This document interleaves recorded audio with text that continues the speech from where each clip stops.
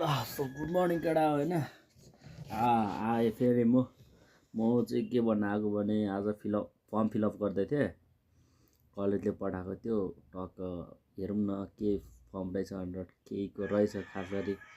अनि भर्दै थिएँ यहाँ आएर रोकेँ क्या म प्रोग्राममा। Management, IT and related field and humanities छ होइन, तिनवटा फिल्ड छ। तिनवटा फिल्डमध्ये म चाहिँ बिसिए हो होइन। बिसिए अब खासमा आइटी रिलेटेड नै हो होइन, आइटी रिलेटेड त हो तर ह्युम्यानिटिजमा पर्छ के भनेर फर्म फिलअप गर्ने त यसलाई।